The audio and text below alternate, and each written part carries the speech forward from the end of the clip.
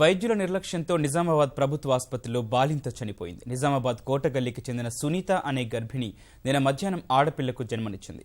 సాయంత్రం సమయంలో కడుపులో నొప్పిగా ఉందని చెప్తే వైద్యులు చూశారు. మళ్లీ రాత్రి 9 గంటల సమయంలో కడుపు నొప్పి తీవ్రమైంది.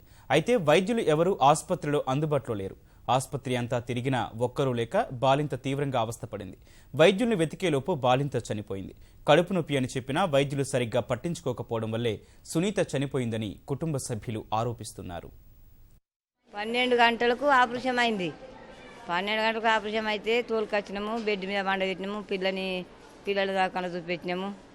ఒక 2 గంటలు 3 గంటలు జర వండుకున్నది. 4 అయిందంటే కడుపు సూరు అయింది. కడుపు నొచ్చుడు సూరు అయితే మధ్యాహ్నం టీచర్ పోయింది. ఇంకొక టీచర్ వచ్చింది పొద్దునాలకెళ్ళి 5 గంటలకు. 5 గంటలకు వస్తా మేడం కన్నా మా అమ్మాయి మా పిల్ల తాయిమాయి చేస్తున్నది, కడుపు నొస్తుందట, ఒక ఏదన్నా ఇయ్యండి సూది అని అన్న. అంటే నేను ఇప్పుడు వచ్చినమ్మా, ఇప్పటిదాకున్న మేడం కానద్దా అంటే ఆమె పట్టించుకునుకుంటూ పోయింది. నువ్వు వచ్చినావు, నీకు చెప్తున్నా, కొట్టుకుంటున్నది పిల్ల ఇయ్య అన్న. అంటే ఏదో ఆగమాగమట్లా ఒకటి ఇచ్చింది. ఇచ్చినాక జర వండుకున్నది. పండాక జరసేపు బన్నది, లేచి మర్ర అమ్మ కడుపు నొస్తున్నది అన్నది. ఆ కడుపు నొచ్చుడేమో కానీ చల్లగా ఇదంతా చెమటలు పోసి చల్లగా పెయ్యి అంతా చల్లగా అయిపోయింది. చల్లగా అయిపోయినాక ఇదంతా దవాఖానంతా తిరిగిన ఒక్క డాక్టర్ లేదు, ఒక టీచర్ లేదు. ఆడున్న మేడంకు కూడా డాక్టర్ అమ్మకు ఫోన్ చేయాలంటే మేడం లేదేం లేదు అని నాకు అదరగొట్టేసి అట్లా చల్లగా చెమటలు పోసి మీదమ్మ మీద తీసింది.